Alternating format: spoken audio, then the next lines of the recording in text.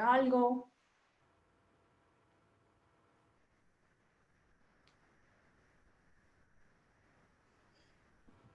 Ok, creo que no.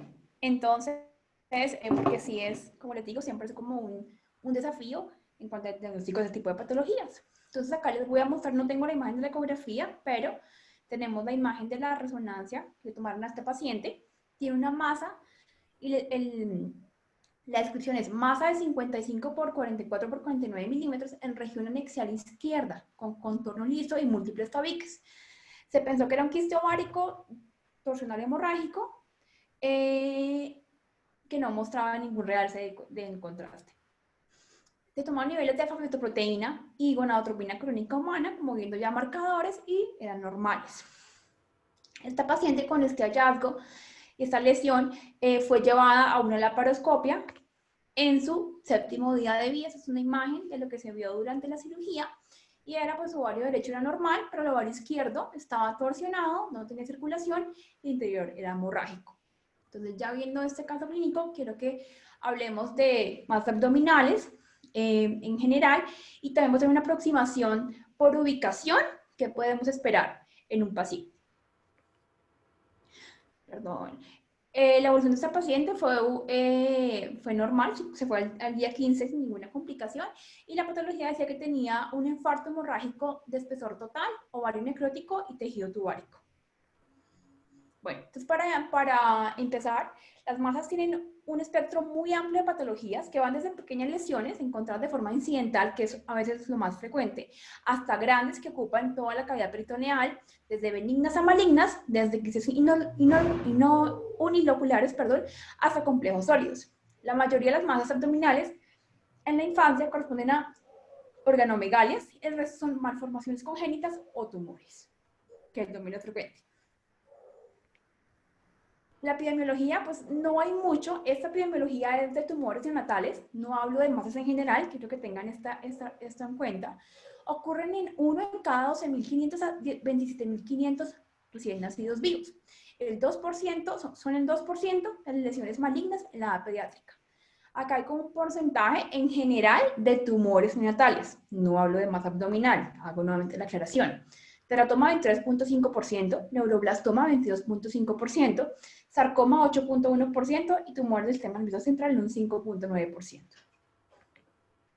Es una gráfica del 2012 del Seminar en Fetal and Neonatal Medicine que habla de la epidemiología dependiendo de la edad del paciente. Entonces decían, paciente menor de un mes, que es lo que tenemos más frecuente, son los neuroblastomas, seguidos por lesiones extracraneales, luego leucemias, sistema nervioso central, sarcomas desde el tejido, sarcomas tisulares, retinoblastoma, nefroblastoma, linfoma, tumores hepáticos y tumores óseos. Y eso va cambiando según la edad del paciente.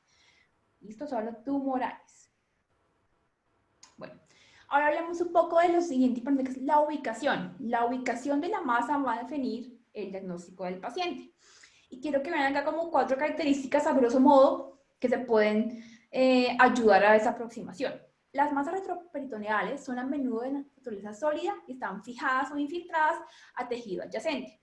Las masas intraperitoneales, que surgen del intestino o el mesenterio o el epiplón, suelen ser quísticas y móviles. Las lesiones quísticas intraabdominales, que surgen del tracto gastrointestinal o el urinario, suelen ser de naturaleza benigna. Las adherencias fibrosas densas que encierran lesiones inflamatorias también pueden restringir la movilidad de esa masa. Se puede decir que a veces lesiones intraabdominales sólidas son predominantemente malignas. Eso es una aproximación, más no es 100% verdad absoluta.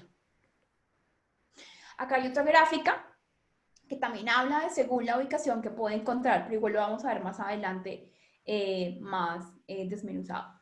Entonces aquí a nivel de los flancos podemos ver masas hepáticas o tumores benignos o tumores malignos. A nivel de la parte del cuadrante derecho podemos ver abscesos apendicales. Esto es a nivel de los niños global, no solamente edad neonatal, esta gráfica. En la parte de la línea media inferior podemos ver hidrometrocolpos o quistes tumores ováricos o teratomas sacrocoxigios, que también es muy frecuente en la edad neonatal, esos teratomas. A nivel también de la lesión del flanco, donde está el hígado y vaso, se puede encontrar también trombos de la vena renal, neuroblastomas, tumores de Witt, hemorragia adrenal. A nivel de línea media, duplicación gastrointestinal, quistes mesentéricos, quistes aumentales. Y a nivel de la parte inferior izquierda, podemos encontrar impactación fecal o tumores o masas ováricas o testiculares. Entonces, es muy importante, ya que la ubicación de nuestro paciente. ¿Qué antecedente prenatal tiene este paciente? En neonatología es como lo más importante que tenemos cuando hacemos un enfoque de un caso. ¿El embarazo se complicó de alguna manera? ¿El paciente tiene algún antecedente oligohidramnios o polihidramnios? ¿Es un paciente a término? ¿La ecografía prenatal tiene algún hallazgo inusual? ¿Nos dijo de alguna masa que tenía, algún antecedente importante?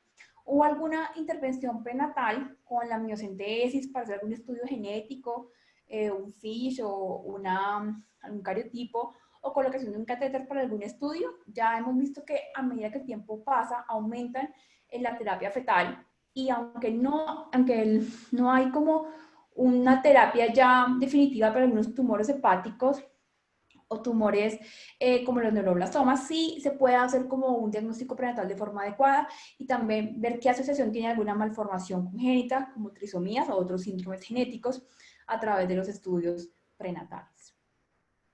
En el examen físico, hay que colocar al paciente en una posición supina, se debe tener en cuenta la forma del abdomen y se debe evaluar la posición del ombligo y la presencia de hernias. Es importante ver cuando uno evalúa una masa, ubicación, como les decía que es lo más importante, tamaño, forma, textura y movilidad, porque nos habla también de las características que les hablaba inicialmente de qué me puede decir que puede hacer.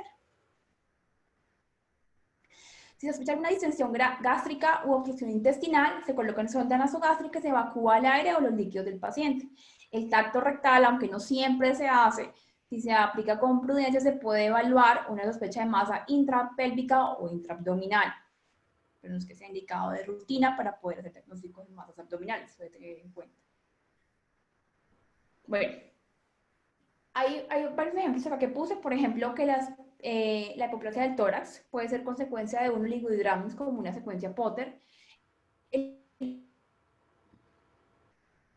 de hidrometrocolpos. A veces los neuroblastomas en lesiones cutáneas, metástasis, y en el periodo recién nacido, incluso a los primeros 6 meses de edad, existe un amplio predominio de lesiones quísticas congénitas que son benignas, y luego que predominan acá las ováricas y las renales.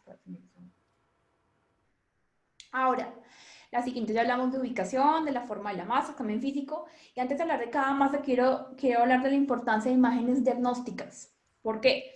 Porque, por ejemplo, cuando yo pensaba, no, una radiografía de abdomen, ¿qué tan útil puede ser en un estudio de una masa abdominal? Y realmente sí son bastante útiles. ¿Por qué? Porque pueden hablar de la ubicación y diagnósticos diferenciales de una masa abdominal, cuando un desplazamiento del intestino sugiere que la presencia de la masa puede ser en una masa pélvica extraluminal.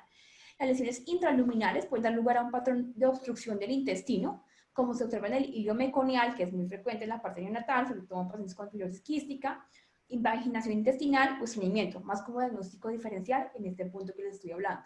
Cuando se dan calcificaciones en la radiografía de abdomen, sugiere presencia de una lesión maligna como un neuroblastoma, rabdomiosarcoma o teratoma. En esta edad hablaríamos más de neuroblastomas y teratomas, casi no se dan rabdomiosarcomas, es muy frecuente. Entonces, partiendo de eso, la radiografía de abdomen sí tiene utilidad para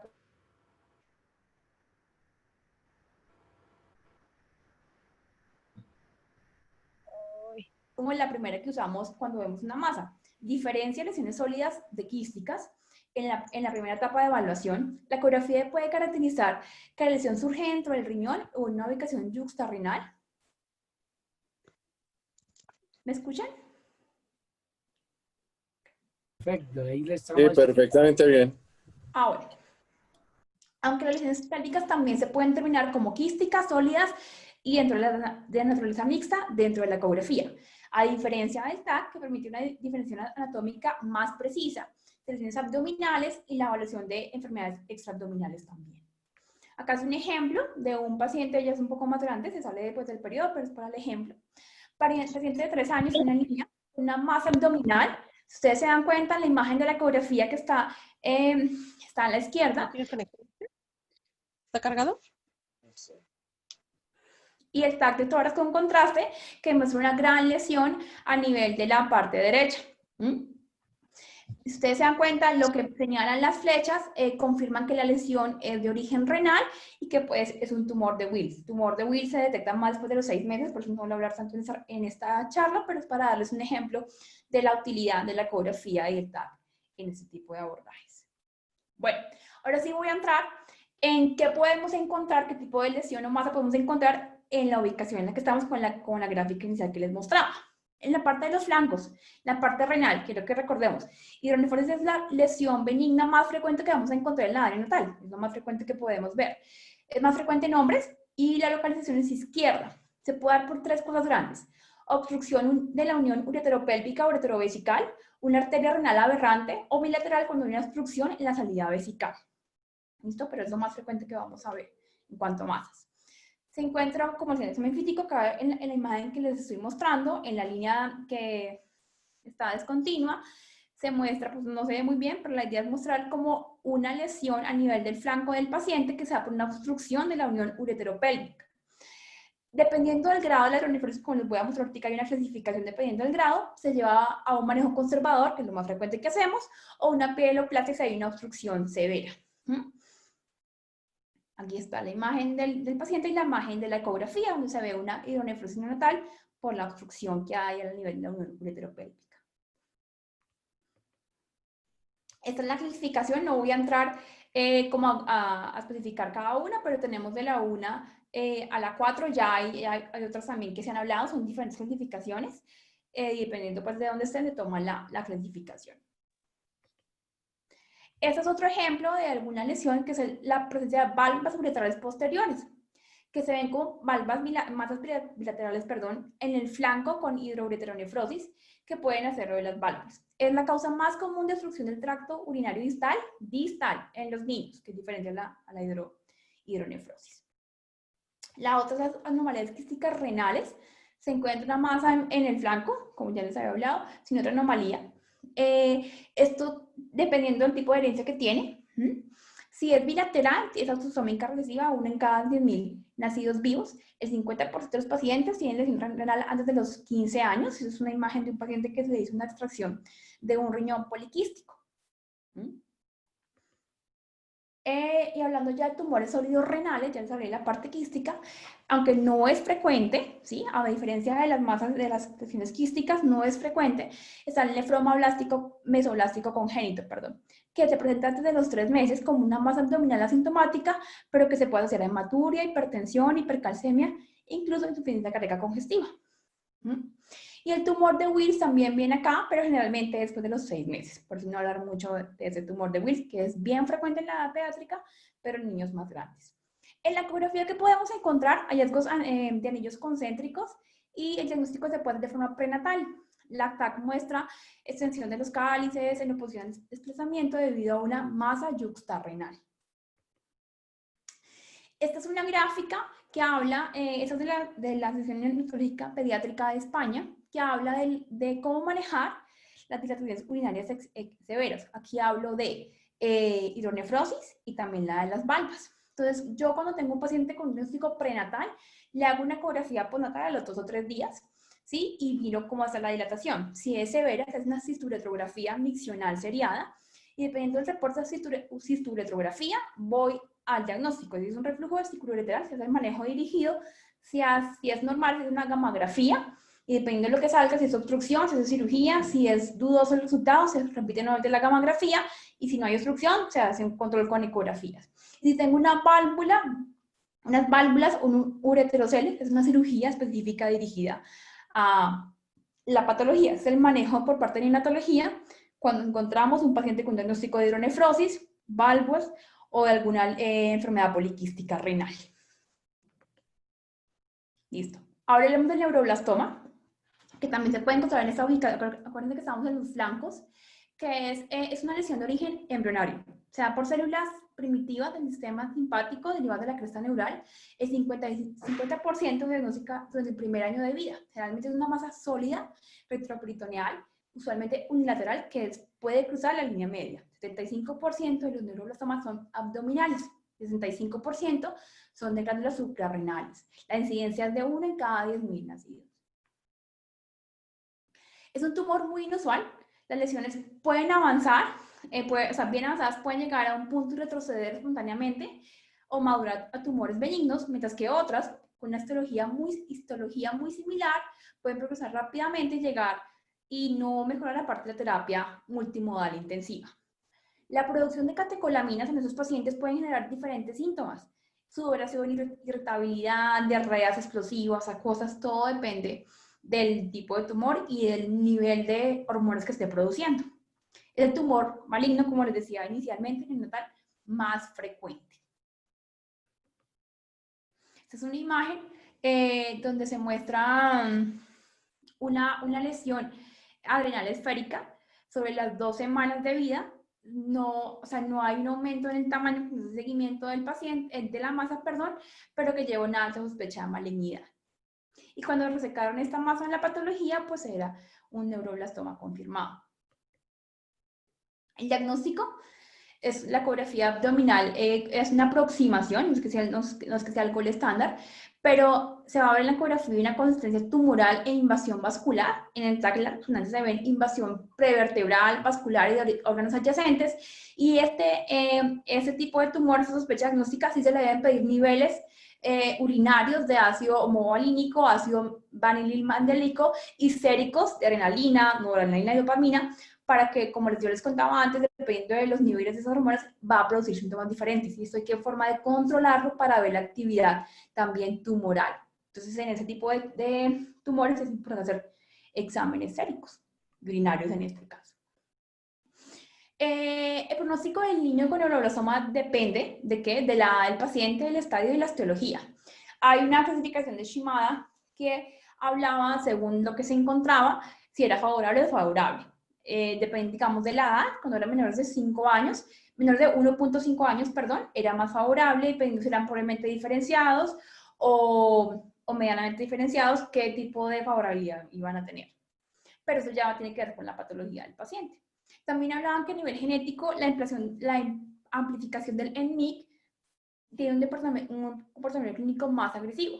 Y el ADN hiperploide se asocia con un estadio más bajo y un mejor pronóstico, a diferencia de la mayoría de otros tumores. Entonces es el tumor más frecuente y hay que hacer un diagnóstico temprano con las imágenes y requiere una biopsia para hacer la determinación de la favorabilidad o no del tumor.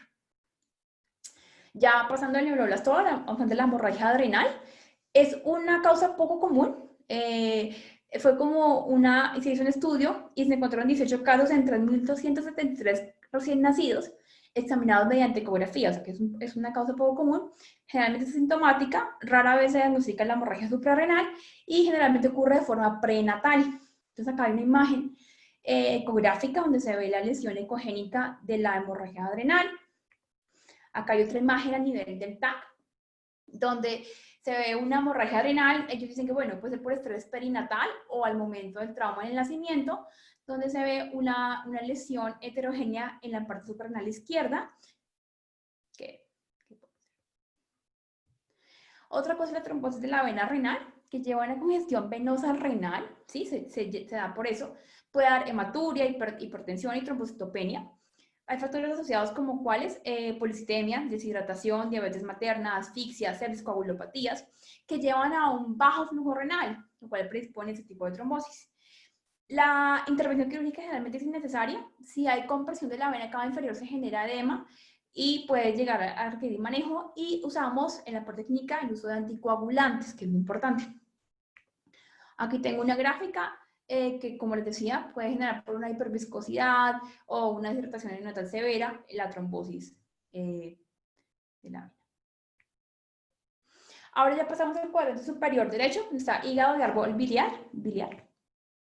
Acá hay una gráfica de que les quería mostrar. Los tumores hepáticos son la tercera neoplasia abdominal más frecuente en la infancia. Entonces les decía, primero neuroblastomas, teratomas, y luego vienen las lesiones de hígado en cuanto a neoplasias. ¿Listo? Un tercio de las lesiones de hígado son benignas e incluyen quistes, tumores sólidos y lesiones vasculares. Lesiones benignas se dividen en tumores sólidos o lesiones vasculares, y Los tumores sólidos se dividen en adenomas, hiperplasia nodular focal y amartoma mesenquimal, que es el 23% de las lesiones. Y las lesiones vasculares, el hemangioma es el más frecuente. El hemangioma es el más frecuente con el 60%. Ay. Aló. Ok, el hemangioma es el más frecuente con el 60% de los casos y el otro es el hemangiendotelioma, aunque en un artículo que encontré en el 2020 hablaban que ese término de hemangioendotelioma es una mala clasificación del hemangioma. Realmente ese término también como que aplica para la parte de los hemangiomas. Entonces, como vemos acá, la lesión benigna más frecuente hepática es el hemangioma. El amartoma, entonces vamos a ver rápidamente de algunos de los benignos. El hemangioma contiene tejido epitelial que forma quistes, estroma conectivo y componentes angiomatosos. Se ha identificado de forma prenatal, ¿sí? Pero puede crecer hasta un tamaño tan importante que puede generar hidrofetales no inmunes en el recién nacido. En la ecografía se ven múltiples quistes ecogénicos con septos delgados y sin detritos. Y en el TAC se ve como una masa multilocular bien delimitada con quistes de baja densidad. Y también en lo que se puede ver una ecografía hepatobiliar, donde muestra una masa que no capta bien el marcador, pero no es lo que hacemos frecuentemente. Aquí sería nuestra primera opción, la ecografía, y ojalá con esa pudiéramos llegar al diagnóstico. Los hemangiomas, más del 50% de tumores hepáticos benignos, generalmente en el lóbulo derecho, asintomáticos, y cuando ya generan algún síntoma grande es cuando hacen alguna ruptura, que hacen hemoperitoneo o un choque hipovolémico. Quiero que tengan en cuenta que es muy importante cuando uno habla de hemangiomas poder identificar su patología, si es multifocal, si es unifocal o si es difuso, porque eso también va a determinar su manejo. Bueno, se ve como una masa en el cuadrante superior derecho, como les decía, asintomática, pero es muy importante ver que cuando los hemangiomas generan una derivación arteriovenosa importante, pueden conducir a una insuficiencia cardíaca congestiva en el 15% de los casos, que eso es lo que va a llevar a la mortalidad del paciente, esa falla cardíaca que genera por este shunt que hace el hemangioma. Hay un fenómeno que se llama de Kasabach-Merritt, que es una asociación de trombocitopenia, coagulopatía y anemia. Las anemias son muy severas que requieren transfusión de forma frecuente, que se asocian con ese tipo de hemangiomas. Es importante ver la diferencia entre este hemangioma y el tumor que se llama hepatoblastoma, que ya vamos a ver un poquito más adelante, y es que este hemangioma claramente no genera aumentos en la alfa-fetoproteína, a diferencia que el tumor sí lo haría. Entonces, los hemangiomas tienen 3 fases importantes, quiero que las recuerden. Una fase de proliferación que genera un rápido crecimiento desde que el niño nace hasta los 12 meses, una fase envolvente donde se genera una apoptosis que conduce a la regresión a los 5 o 7 años del paciente, y una fase residual donde la lesión original se identifica como tejido graso fibroso, que es lo que sería como el curso benigno de esta lesión. Esta es una imagen, es una ecografía prenatal, quiero que tengan en cuenta, es una ecografía prenatal donde se hace un diagnóstico de un paciente con una masa hepática larga que es compatible con hemangioendotelioma. Se ve la vascularidad, que en este caso es un síndrome de Kasabach-Merritt. Acuérdense que tienen que ver con trombocitopenia y anemias hemolíticas. Hay que tener en cuenta con esos pacientes y poderlo descartar. Entonces, en un paciente con tipo de hemangiomas es importante también hacerle un seguimiento, no hablo que todos los días, no, como hacer un seguimiento periódico de hemogramas viendo que no tengan ninguna anemia hemolítica o alguna trombocitopenia asociada. Manejo médico de los hemangiomas, generalmente se usa el propanolol como tratamiento de primera línea a dosis de 1.5 a 3 miligramos por kilo día, seguido o combinado, ahí hablaba en el artículo que puede ser combinado con dosis altas de esteroides, por ejemplo, prednisona 2 a 5 miligramos por kilo, que para nosotros es muy alto, durante 4 semanas. Eso requiere seguimientos de función renal, de hemograma, porque no hace ninguna supresión. Entonces, estos manejos tienen que ser bien controlados y vigilados con exámenes periódicos. Esto es un caso que encontré en ese artículo que les hablaba del Seminars en Pediatric Surgery en 2020, donde acá en la imagen A, ustedes ven la radiografía de tórax. Antes a este paciente le van a hacer una embolización porque está haciendo un shunt de esa lesión arteriovenosa que tiene para poder disminuir esa lesión cardíaca congestiva. Entonces en la imagen A se ve un corazón grande que es sugestivo de una falla cardíaca, en este caso, ¿no? Puede ser otra lesión. Y en la radiografía B se ve el control radiográfico post-embolización. En la C se ve la resonancia en el momento de diagnóstico de un hemangioma con abundante vascularización, que es el que me está generando la lesión, el shunt en este paciente. La imagen D es la geografía antes de que se haga la embolización, y la E es cuando ustedes se dan cuenta, aquí ya no tiene ninguna, ya se hizo la embolización de los vasos a nivel hepático. La radiografía F y la G es la pasación del Doppler, antes y después de la embolización, y la H es la resonancia 3 meses después de haber hecho la embolización. Ustedes se ven que hay prácticamente una regresión del hemangioma. Entonces acá muestran, aquí, para que traigo esta colisión, para ver que, a pesar de que les dije que los hemangiomas son asintomáticos, ese porcentaje de pacientes que hacen ese tipo de, digamos, alteración arteriovenosa de shunt y generan falla cardíaca congestiva, requieren manejos. Entonces, inicialmente se da un manejo médico, pero si veo que no mejora el paciente, se lleva a embolización o cirugía, dependiendo del caso del paciente. Este es un caso de embolización. Este es otro, que es un nacido con un amartoma largo de su riñón, que genera falla cardíaca y también respiratoria. Ese niño sí fue una resección quirúrgica y se dieron cuenta que en el seguimiento de los 5 años no tengo ninguna evidencia de la enfermedad. Entonces acá se ve en la A el plano frontal, y en la B el plano axial del diagnóstico, y en la C pues la lesión intraoperatoria cuando se resecó. Entonces es una gráfica que muestra este artículo donde decía, venga, tengo un hemangioma hepático. ¿Qué tipo de hemangioma es según la patología? ¿Focal, multifocal o difuso? Si es focal o multifocal, ¿tiene algún shunt arteriovenoso? ¿Tiene algún tipo que me esté generando? Y si lo tiene, ¿genera falla cardíaca al niño?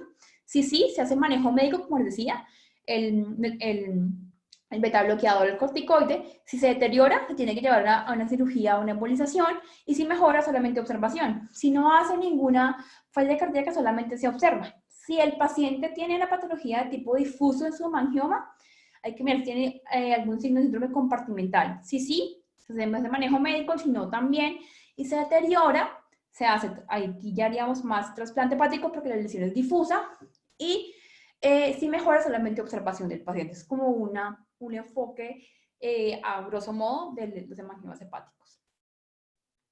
Ya para los del hepatoblastoma, se involucra el lóbulo derecho en 60-65% de los casos. Es el 1% de las neoplasias malignas hepáticas. Como les decía, era el tercero en frecuencia prenatales. Entonces es muy poco. Pero es son los 2/3 de los tumores hepáticos en niños menores de 5 años. O sea, acá es más frecuente que sean malignos y que sean benignos. Y la incidencia es más un menor, como les decía, es mucho, 0.6 o 1.2 casos por millón. Se asocia a síndromes como el Wiedemann-Beckwith, con hipertrofia y que tiene relación con una probable alteración cromosómica. Y dependiendo del estadio de la enfermedad, de eso depende su pronóstico. Ya ha mejorado muchísimo, anteriormente era peor pronóstico, pero también tiene que ver con función de la fisioterapia, con la quimioterapia y en el estadio en el cual es diagnosticado. Ya va saliendo de hígado, vamos un poco a los quistes del colédoco, que es un poco más frecuente. Es una dilatación congénita de los conductos biliares. Se debe sospechar cuando un quiste del colédoco desplaza el intestino delgado grueso fuera del cuadrante superior en radiografías simples o estudios de contraste.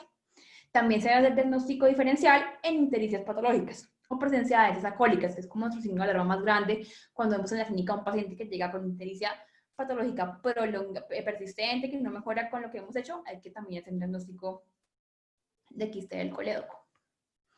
Tiene muchos diagnósticos diferenciales, voy a ver aquí cada uno. Y ahora aquí vamos a hablar un poco de los quistes esplénicos. Son poco frecuentes, pero acá es como un esquema de cómo diferenciarlos. Tenemos malignos, quistes y benignos. Malignos tenemos el linfoma no Hodgkin y el angiosarcoma. Los quistes, que son quistes congénitos simples, solamente son el 10% de todas las lesiones esplénicas, y cuando son menores de 5 centímetros se hace un manejo más conservador y el seguimiento del paciente. La otra, los pseudoquistes, que es más frecuente secundario a trauma abdominal. Y el último son los benignos, que están en hemangiomas, adenomas y tumores dermoides. Pero como para que lo tengan en cuenta, no voy a mencionar mucho porque son poco frecuentes. Ya llegando al abdomen medio, encontramos acá en el intestino la estenosis pilórica, que es muy frecuente también en la edad, en cuanto a patologías que vemos en la edad pediátrica. Es una emesis no biliosa. En la ecografía, lo normal es encontrar menores de 3, o sea, lo normal es menor de 3 milímetros en grosor y menos de 15 milímetros en longitud, o sea, mayor de 2, ya me podría hacer diagnóstico de estenosis pilórica. Y el manejo es la miopilotomía. Perdón. Bueno, ya hablando un poco ahora de otros, la duplicación intestinal, que puede ocurrir en cualquier lado del tracto digestivo. Están encerradas en una pared muscular común con el segmento intestinal adyacente y están revestidas de endotelio y contienen líquido celuloso transparente. El revestimiento del epitelio suele ser como el intestino adyacente, pero puede ser heterotópico, como la mucosa gástrica en una duplicación de intestino delgado. O sea, puede tener un tipo de tejido en esta lesión en la cual estoy. Es una imagen de un recién nacido con una duplicación secal que está en una obstrucción parcial. Ustedes aquí pueden ver la distensión moderada del hilio distal. Entonces, cuando estas duplicaciones se dan, comparten la irrigación con el intestino normal, por lo cual a veces la separación no es tan fácil de hacer.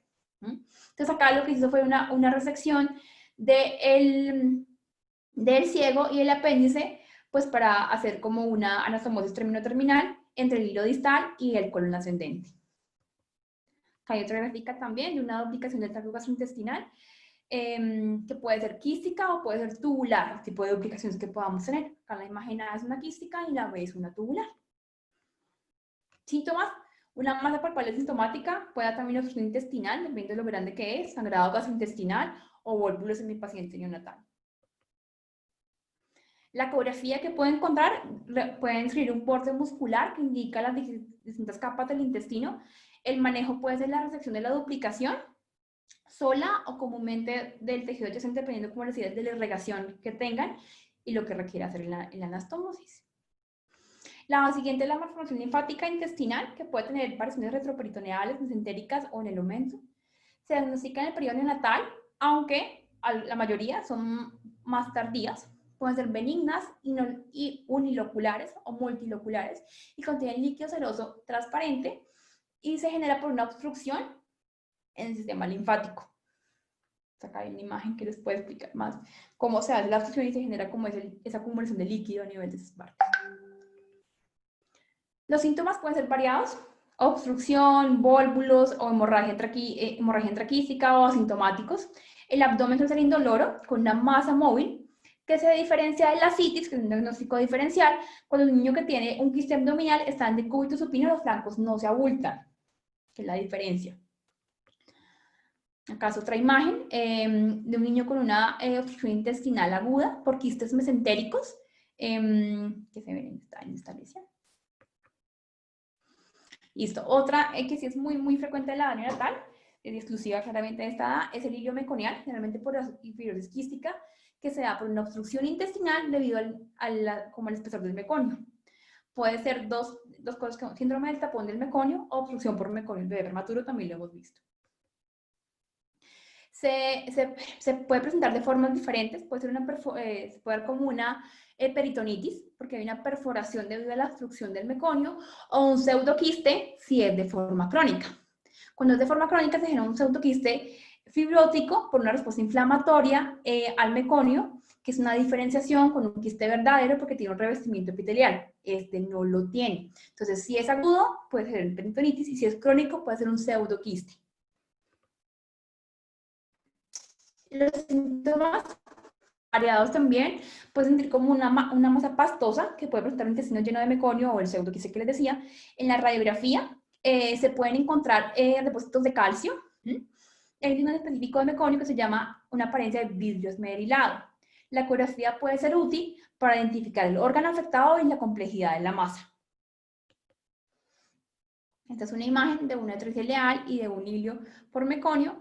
Generalmente los niños, cuando tienen el hilo por meconio, pueden ser manejados con enemas, pero cuando ya hay alguna complicación como esa atresia intestinal, pues requieren también la corrección quirúrgica. Esta es otra gráfica de lo que se hablaba inicialmente, de una lesión quística. Esta lesión quística, que ocupa casi todo el abdomen, se da por compresión de los intestinos, como se observa en la imagen A, en el corte coronal, y en la imagen B, en el corte sagital, donde se sospecha una lesión intraabdominal o un quiste ovárico, ¿sí? Pero esto se puede ver cuando estamos hablando de quistes a nivel de la parte abdominal. Listo. Remanentes son mesentéricos. ya calcamos la parte de abdomen medio, es la falla del conducto uterino para reabsorber completo. Se puede dar una variedad de entidades, como por ejemplo divertículo de Meckel, quiste o fístula de ofano-mesentérica. El tratamiento generalmente es quirúrgico, aunque el divertículo de Meckel y el quiste pueden pasar desapercibidos por años. Pélvico. Tenemos el útero, tenemos el hidrometrocolpos, que es una obstrucción a nivel del tracto genital femenino, tanto como una masa en el abdomen inferior por encima de la sínfisis púbica. La causa más frecuente es la imperforación del himen. El tratamiento consiste en la apertura quirúrgica del mismo. Cuando el útero puede ser palpable, se llama hidrocolpos, o forma parte de la masa, hidrometrocolpos. Otra causa por la cual se puede dar es la atresia o senosis cervical o vaginal con himen normal y genitales externos normales. O sea que si no veo el himen imperforado y otras causas que me pueden generar a nivel interno ese tipo de lesión. Se puede hacer alguna malformación urológica o cardiológica, por lo cual hay que hacer exámenes de extensión, ¿sí? La ecografía y la cistografía son los exámenes diagnósticos ideales para esta lesión. Acá hay una imagen ecográfica donde se ve un hidrocolpos, se ve una lesión de 6.1 centímetros en eje longitudinal con 2.4 de grosor y 3 centímetros de ancho. Aquí la ecografía nos puede dar el diagnóstico de esta lesión. En quistes, que también hablamos que es frecuente, los quistes simples son lúcidos en la ecografía y pueden tener un origen folicular. ¿Por qué? Por la sobreestimulación hormonal, y el tratamiento puede ser conservador haciendo un seguimiento. Si ya es muy grande, si es el síndrome de compresión, pues se puede hacer punción y evacuación del quiste. Los quistes ecográficamente complejos pueden hablar de torsión, de anexos o de una aloplasia. ¿Sí? También la ecografía me sirve para poder evaluar si el flujo sanguíneo del ovario está comprometido o no. En cuanto a la evolución del quiste, es que la resolución se puede dar espontáneamente en quistes de 4 a 5 centímetros más pequeños. Alrededor de los 6 meses de edad ya generalmente resuelven y se hace un seguimiento de forma ecográfica. Los tumores quísticos son más comunes, 85%, que los sólidos, y la mayoría son benignos. Esta es una imagen de un quiste ovárico torsionado. Y acá que la imagen, la figura 3 no se ve bien, pues eso, le diríamos una masa abdominal que correspondía a un quiste ovárico. Acá es otra lesión, donde era una recién nacida que tenía una masa móvil blanda a nivel del cuadrante inferior derecho, y lo más frecuente fue el quiste ovárico. Se hizo una radiografía de abdomen, donde lo que se veía era como una gran masa que desplazaba todos los intestinos hacia el lado derecho, y aunque la ecografía abdominal sugería una lesión ovárica, el TAC de tórax demostró que era pues un quiste ovárico pues que estaba lleno de líquido. Entonces tuvo que ser llevado a cirugía, y aunque era sintomática, se dieron cuenta que el quiste se había torsionado y se había vuelto necrótico y estaba muy relacionado con el apéndice. Entonces, como para ver las imágenes que nos pueden ayudar al diagnóstico y lo que se debe hacer. Quistes del uraco. El uraco es un canal fetal que conecta la vejiga con el alantoides a través del ombligo en la parte fetal. Se oblitera y genera como un cordón fibrótico que comprende el ligamento umbilical medio. La permeabilidad persistente, completada como resultado del drenaje urinario del ombligo, que es un signo de alarma que le damos a las mamás siempre que le dan ellos recién nacida, como mamá, si el niño se ve que el niño orina por el ombligo, nos tiene que avisar. Pero también puede ser un diagnóstico acá como el quiste ovárico, quiste del uraco, puede dar la impresión de una masa abdominal. Teratomas, es lo último pero no menos importante. Son tumores embrionarios que contienen tejidos ajenos al sitio anatómico. La palabra importante, son tejidos que no corresponden al sitio donde están y se forman de tejido que no proviene de metaplasia o células que se encuentran en esos lugares en condiciones normales. Pueden ser abdominales, se darían al estómago, hígado, riplón, se pueden encontrar como un onfalocele y pueden encontrarse en retroperitoneo, pero el más frecuente es el sacrococcigio. Son benignos en general y se presentan en varones. Y hay que hacer muchos diagnósticos diferenciales con todo lo que se hablé anteriormente. Pero para los más frecuentes, el sacrococcigio es 1 en cada 35.000 nacidos vivos. Pueden tener una extensión intrapélvica, intraabdominal. Y cuando son así, tienen alguna probabilidad mayor de ser malignos. La ecografía y el TAC determinan la extensión de la lesión y generalmente requieren manejo quirúrgico. Acá hay unas gráficas de un caso, un nacido con teratoma tracococígeo en la figura 1, donde se ve la tomografía axial con una vista lateral a nivel A, otra vista del teratoma a nivel B, vean acá está la lesión, ¿sí? Y acá se ve el recién nacido ya con la lesión resecada del teratoma sacrococígeo. Es el tumor de células terminales más común en los recién nacidos. Como les decía, pueden causar complicaciones importantes como hemorragia tumoral o insuficiencia cardíaca que provocan la muerte en alrededor del 25% de los casos. 5 a 10% de los teratomas sacrococígeos resecados pueden recaer y el 50% de estas lesiones se ven a tumores de saco vitelino que secretan alfa-fetoproteínas. Aquí sería importante tomar nuevamente niveles de marcadores tumorales. Esta es una imagen de un paciente, de una niña, con una lesión maligna por un teratoma sacrococígeo, donde se ven acá la vista coronal sagital en la parte del TAC, ¿no? Y en la imagen de E y F se ve la parte de la patología. En la D se ve como el foco del tumor del saco vitelino y en la E se ven las células positivas para alfa-fetoproteína, igual que en la E. Bueno, conclusiones, ya de todo lo que les he hablado, como les decía, en neonatología es muy importante el antecedente perinatal, ecografías que la mamá se haya hecho, antecedentes de mortinatos de hermanos, porque murieron, a qué edad, si hicieron algún diagnóstico, alguna patología o genética, los avisos, si tienen mortinatos frecuentes o abortos recurrentes. La aproximación inicial, más importante el examen físico, como les decía, hablar de ubicación, tipo de la masa, forma, tamaño, movilidad, todo eso me da una buena aproximación diagnóstica. La masa abdominal más frecuente es la hidronefrosis, la lesión maligna más frecuente es el neuroblastoma, como les hablé.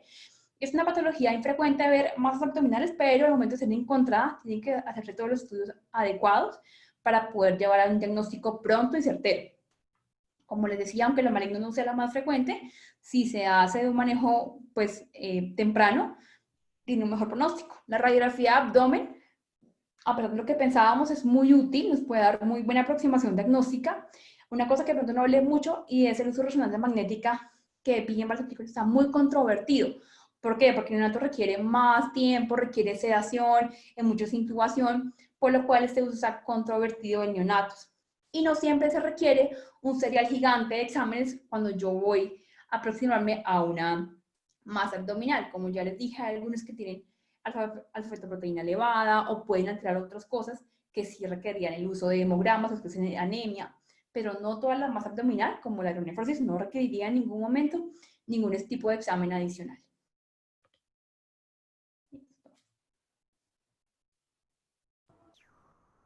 Muchas gracias, doctora Natalia. Un buen repaso de las tantas masas abdominales en los neonatos. Quisiera oír comentarios.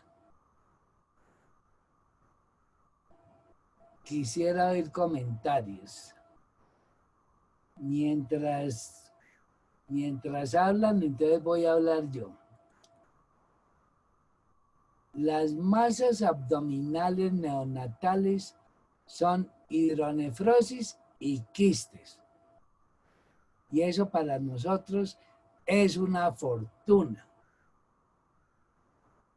Muy rara vez hay que hacer algo de hidronefrosis en el neonato, uno lo estudia posteriormente. Y los quistes, como mostró la doctora, una buena proporción de los quistes son, sobre todo en las mujercitas geniturinarias, hidronefrosis y quistes, los hidrocolpos, los quistes del ovario, los quistes de duplicación intestinal, los quistes mesentéricos, el quiste de colédoco, hidronefrosis y quistes. Es raro, bastante raro ver una masa sólida. Vemos hidronefrosis y quistes, eso es lo que vemos.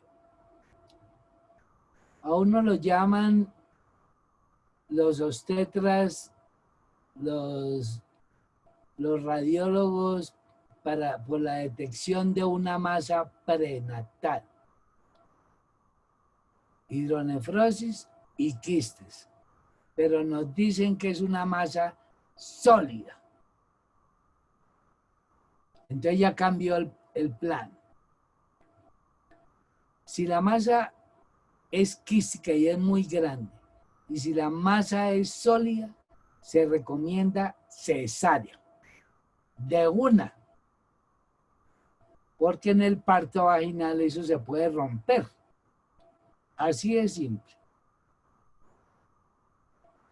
El niño nace con el diagnóstico prenatal de una masa sólida. Y entonces uno tiene que examinar en la placenta.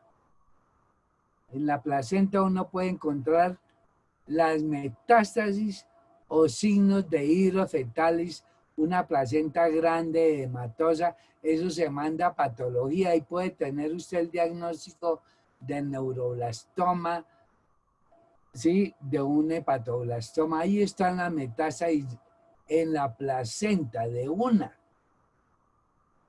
la manda a... Y el niño nace y le palpa a uno la masa, lo que dijo la doctora, ¿dónde? ¿En qué cuadrante está la masa? Es lo que lo orienta a uno.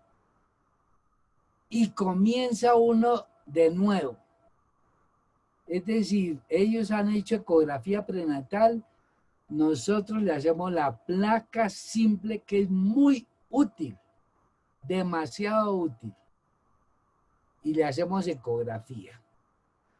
¿Y qué le pedimos al ecografista? Le pedimos solamente dos cosas.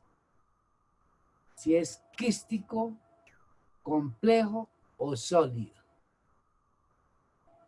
¿Y en dónde está? ¿En dónde está?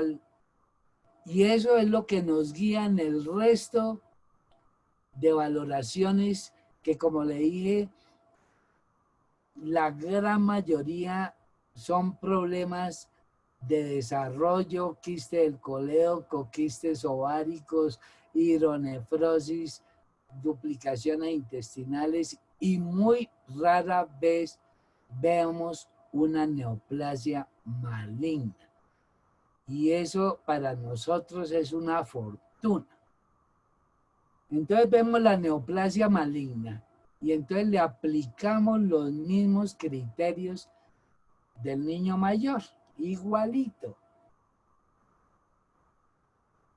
La radioterapia, digamos, para neuroblastoma, eso está, en el neonato no se da radioterapia, eso no existe la radioterapia en el neonato.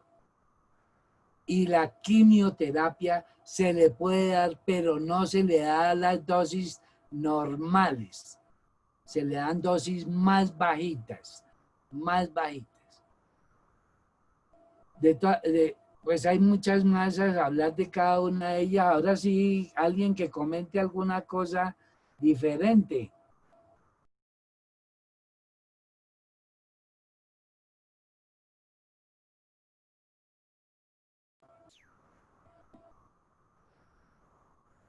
La doctora presentó una niña con una masa quística en el flanco y arriba. Y en la ecografía mostraba una masa compleja. Y se mueve mucho la masa. Esos son quistes de ovario. Ella muestra una masa compleja, muestra más bien la imagen. Y mire que tiene blancos y tiene negros y mire tan grande esa masa. Para los quistes ováricos de las niñas hay mucha controversia y les voy a decir cuáles son las controversias. La primera controversia es el tamaño. Y ya tenemos un número mágico, 5 centímetros. Más de 5 centímetros, eso está mal. La segunda controversia ¿es sólido o quístico? Es quístico, pero esta es compleja. Entonces, cuando un quiste ovárico es complejo, fue que se complicó. Entonces, el quiste ovárico tiene una secuencia. Primero aparece el quiste y crece. Se dice que es por las hormonas maternas. Después se tuerce, entonces tiene quiste torcido. Después se necrosa, que fue lo que nos mostró la doctora, un quiste necrosado. Después se suelta y anda por todo el abdomen, se llama errante, anda por todo el abdomen suelto. Y después se siembra, la mayoría se siembran en el mesenterio o se siembran en el hígado. ¿Por qué? Y entonces viene cuando lo opero, entonces 5 centímetros y que sea complejo. Complejo es que ya se complicó. ¿Cómo lo opera? Pues la laparoscopia. Por el mismo ombligo se punciona el quiste, se desocupa y lo saca uno. ¿Y por qué ese número mágico de 5 centímetros? Porque es el que se volvula, el que se tuerce. ¿Y qué es lo que pasa? Que se lleva la trompa. En esa torsión se lleva la trompa. Y la trompa estaba ahí sin hacer nada. Estaba ahora mirando lo que estaba pasando al lado. Entonces, por eso tenemos 5 centímetros, que se ha demostrado estadísticamente que el grado de torsión es más frecuente. Con menos de 5 centímetros, y si es quiste puro, no es complejo, uno podría observar. Y eso lo que se ha visto es que eso se desaparece solo una vez la mamá nace el bebé y no queda expuesto a las hormonas maternas. Si uno lo opera en torsión sin necrosis, uno podría hacer simplemente la cistectomía. Más aún, nada más abrirlo y drenarlo. Eso sacar todo el ovario, porque no, eso es mejor que esa niña va a durar 100 años y hay que tenerle ese ovario. No sé si hay un comentario, alguna cosa de alguien que haya visto más abdominales.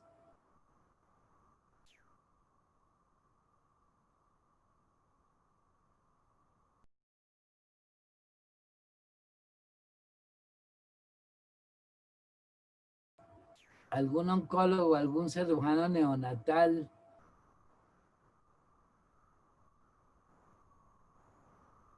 Bueno, no hay más comentarios. Ya son las 8. Sí, señor. ¿Alguien va a hablar? Es que yo no veo aquí quién levanta la mano ni...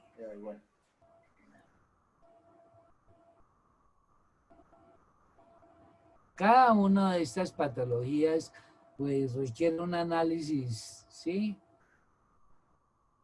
Digamos un quiste del colédoco neonatal. Eso es una atresia de vías biliares. Eso lo sabemos desde hace rato, ¿sí? Un quiste de duplicación intestinal. Los radiólogos, sobre todo los ecografistas, tienen que saber los signos que acompañan el quiste, ¿sí? Tienen que saber, digamos, los quistes de ovario, no solamente está el quiste grande, sino tienen quistes chiquitos. Eso se llaman hijitos, entonces a uno le dicen hay un quiste con hijitos. Los quistes de duplicación intestinal, uno ve hartas capas blancas y negras, blancas y negras, blancas y negras, porque son las capas de 2 intestinos, la mucosa, la muscular y la serosa, la mucosa, y entonces blanca y negra, eso se llama la firma. Si tiene un quiste y tiene patas, pues uno dice, pues es un quiste de la vía biliar, porque las patas son los conductos hepático derecho, hepático izquierdo, y a veces el conducto cístico. Entonces ellos le ayudan a uno mucho, si el quiste tiene calcificaciones, por ejemplo en la periferia, uno dice que es un quiste meconial. o un neuroblastoma quístico, unas cosas raras que pasan en el neonato, el neonato es totalmente distinto desde donde se le mire. Usted comienza a hablar, por ejemplo, de neuroblastoma neonatal, y entonces hay un neuroblastoma que se llama in situ, hay un neuroblastoma que se llama quístico, hay un neuroblastoma que se llama 4S, hay un neuroblastoma de muy baja malignidad. Entonces cada uno tiene su manejo, su cosa distinta, cómo llegar a hablar y cómo a esos niños con neuroblastoma simplemente se observan. Así es fácil, porque uno sabe que esos neuroblastomas, la gran mayoría de esos neuroblastomas desaparecen. Digamos, uno habla de el hemangioma hepático. Hemangioma hepático, que la doctora mostró que hay varios tipos de hemangioma. Entonces uno no solamente quiere la estructura, que me digan que es un hemangioma, sino quiere la fisiología de ese hemangioma, si tiene un chon izquierda-derecha, o si tiene una fisiología Casabach-Merritt, y entonces todo le cambia a uno, todo le cambia a uno, porque si tiene una hemangioma y no tiene ninguna alteración fisiológica, uno se va con el propanolol solo, y si tiene una alteración en la fisiología, ya está uno llamando al vascular para que le ayude a ver si lo emboliza, le hace alguna cosa. Entonces, el recién nacido es un ser totalmente distinto para abordar las masas abdominales, y si a todas no les puede hacer lo mismo que el niño más grande. Tiene uno que ver qué va a hacer con ese niñito. Bueno, ya son las 8:05. ¿Comentarios? ¿Hay algún comentario, alguna presentación de un caso? Bueno, para el jueves 1 de octubre voy a presentar la historia de la anatomía. Están cordialmente invitados. La conferencia, no se imaginan, no es porque la dicté yo, pero es una cosa muy bonita. Bueno, los cirujanos tenemos que saber anatomía. Nosotros casi no hablamos de anatomía, pero es lo que tenemos que saber. Tenemos que tener los mapas. Y ahora con imágenes diagnósticas y todo lo que hacen con angios y todo eso, pues con más veras tenemos que tener los mapas. Entonces, quiero hablar cómo llegamos ahí. Están cordialmente invitados. Le agradezco a la doctora Natalia la conferencia, que nos haya hecho este repaso. No hubo comentarios, no hubo preguntas. Entonces acabamos la reunión y les deseo una feliz noche. Muchas gracias, doctor. Gracias. Bueno, nos vemos el jueves. Listo, Muchas sí, señor. gracias, Buenas profe. noches. Bueno, mire Silvia.